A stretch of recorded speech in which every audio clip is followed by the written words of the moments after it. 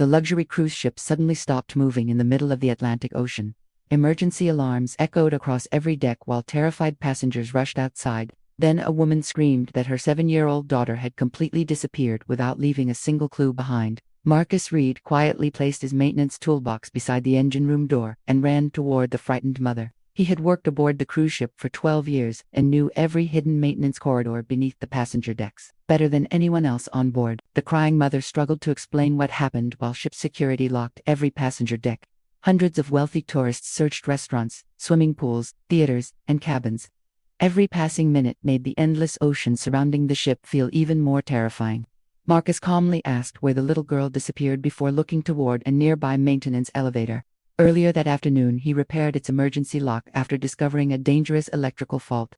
One small detail suddenly made Marcus's expression completely change with concern. Before Marcus could explain anything, an angry passenger pointed directly toward him. "I saw that black maintenance worker talking to the little girl before she disappeared." The crowded observation deck instantly became silent while security officers slowly walked toward Marcus instead of continuing their search. Marcus answered calmly. "She only asked where the ice cream shop was."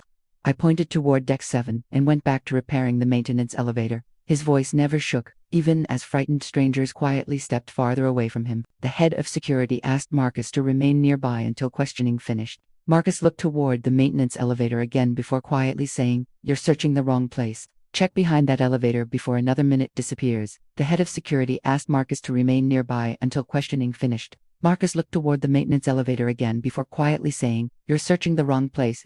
Check behind that elevator before another minute disappears." His calm voice carried urgency instead of fear because he knew exactly what could happen. The security chief frowned before asking why Marcus sounded so certain. Marcus pointed toward the elevator control panel. "The emergency lock failed twice today.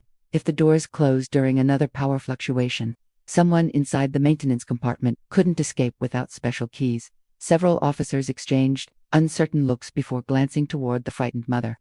Every second spent debating Marcus's warning felt painfully long.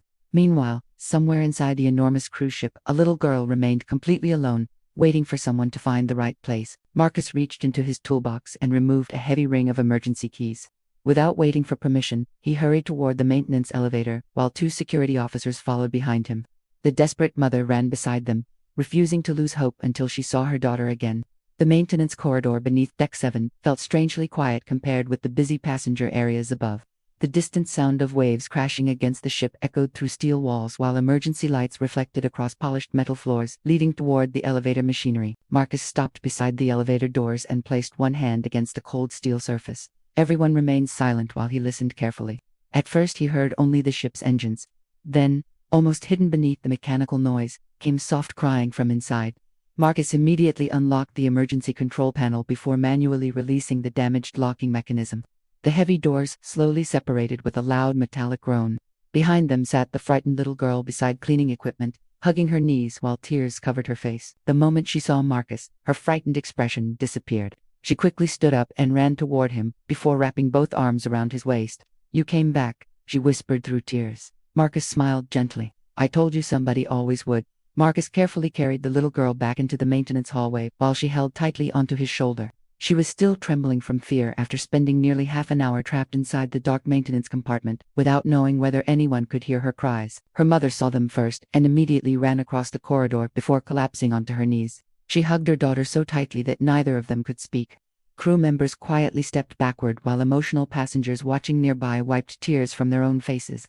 The little girl looked toward Marcus while still holding her mother's hand. "He's the one who saved me," she said proudly. The crowded hallway instantly became silent because everyone remembered how quickly suspicion replaced gratitude only a few minutes earlier. Security officers immediately reviewed surveillance footage from nearby cameras. Every recording clearly showed Marcus answering the child's simple question before calmly returning to his repair work. Another camera revealed the curious little girl entering the maintenance elevator completely by herself moments later. The angry passenger who accused Marcus quietly lowered his head while watching the footage replay again. His confident voice had disappeared completely. He finally understood that his accusation came from fear instead of facts, and fear nearly delayed the rescue of an innocent child. The ship's chief engineer opened Marcus's maintenance report submitted earlier that afternoon. Across the inspection form appeared a clear warning about the defective emergency elevator lock. The recommendation called for immediate replacement before evening activities filled the passenger decks with families. Beneath Marcus's report appeared another note written by management: repair postponed until arrival at the next port to avoid interrupting guest services. The room became silent because everyone realized convenience almost mattered more than safety until tragedy nearly happened. The cruise director slowly approached Marcus before speaking softly. "You warned us this morning." Marcus nodded once without showing anger. "Yes." The director lowered his eyes. "We should have listened before something happened, instead of afterward." The security chief removed his cap before facing Marcus once again. "I'm sorry for questioning you," Marcus answered calmly. "Questions aren't the problem." The officer looked confused. Marcus continued. "Stopping the search while asking them was the real mistake." The little girl quietly walked toward Marcus carrying a small toy cruise ship purchased earlier that day. She smiled before placing it carefully into his hands. "I want you to keep this forever." Marcus looked surprised because children rarely gave away their favorite souvenirs. Marcus smiled warmly before asking, "Are you sure?" The little girl nodded proudly.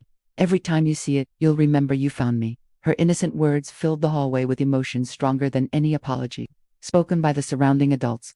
Passengers gathered along the nearby staircase and quietly applauded Marcus as he returned the emergency keys to his toolbox. He smiled politely but never looked comfortable with attention. Saving the child mattered much more to him than becoming anyone's hero aboard the ship. As the cruise continued across the Atlantic Ocean that evening, families returned to restaurants, theaters, and swimming pools. Laughter slowly replaced fear throughout the ship. Yet many passengers carried home a lesson they never expected to learn during their vacation. They discovered how quickly fear could create a suspect. They discovered how easily assumptions could distract people from finding the truth. Most importantly, they discovered that the quiet maintenance worker everyone doubted became the only person who truly knew where to search first. The following morning, Marcus quietly returned to the engine deck before sunrise, while most passengers still slept peacefully inside their cabins. The endless Atlantic stretched across the horizon as crew members prepared another ordinary day, though nothing aboard the ship truly felt ordinary anymore.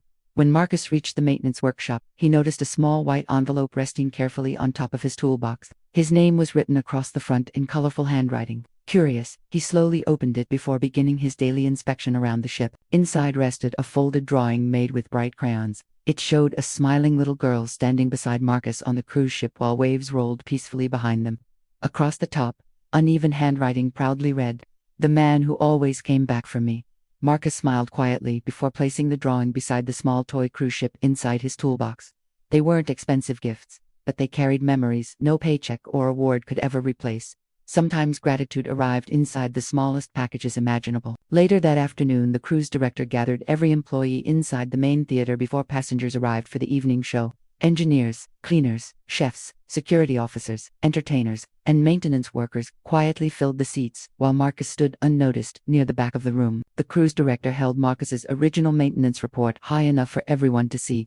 Yesterday, this warning was ignored because delaying repairs seemed easier than disappointing passengers. He paused briefly before continuing. That decision nearly became the greatest mistake aboard this ship. Everyone remained silent while the report stayed visible on the giant theater screen.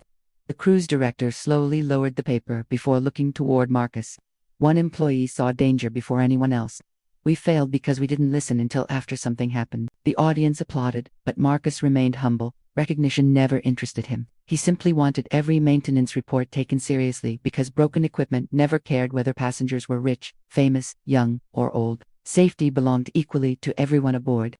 The head of security stepped onto the stage carrying his official badge in one hand. Looking directly toward Marcus, he admitted, "Yesterday I allowed suspicion to interrupt the search. That decision will stay with me for the rest of my career." Marcus quietly walked onto the stage after the audience encouraged him with another round of applause.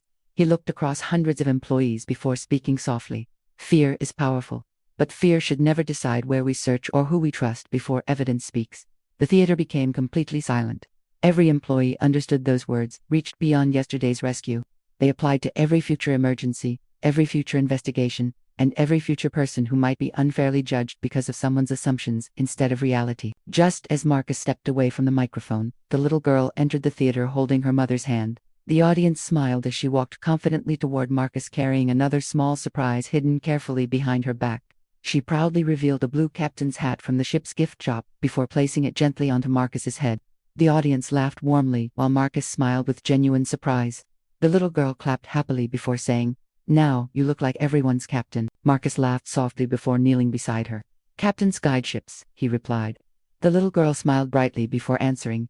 Yesterday you guided everyone to me. That's what captains do. Even experienced crew members quietly wiped tears from their eyes. Her mother stepped forward and hugged Marcus before speaking through tears. One day my daughter will forget the fear she felt inside that elevator. She paused briefly before smiling. But she'll never forget the man who refused to stop searching. That evening, the cruise ship continued peacefully across the Atlantic beneath a sky filled with brilliant stars. Music returned to the restaurants, children laughed beside the swimming pools, and families gathered along the decks watching the sunset paint the endless ocean golden. Marcus stood quietly near the railing after finishing his shift. Inside his toolbox rested the little toy cruise ship, the colorful drawing, and the tiny captain's hat. 3 simple gifts reminded him that kindness always leaves memories far stronger than suspicion ever could. As another sunrise slowly appeared over the horizon the following morning, Marcus looked across the calm ocean and smiled quietly to himself. Storms eventually passed.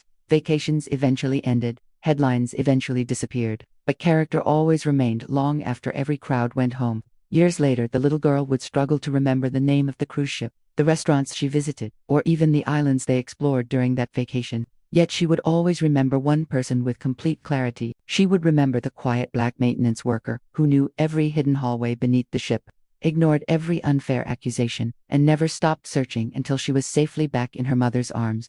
And everyone who witnessed that unforgettable day carried home the same lesson. Fear searched for someone to blame. Truth searched for the missing child. Kindness found her first.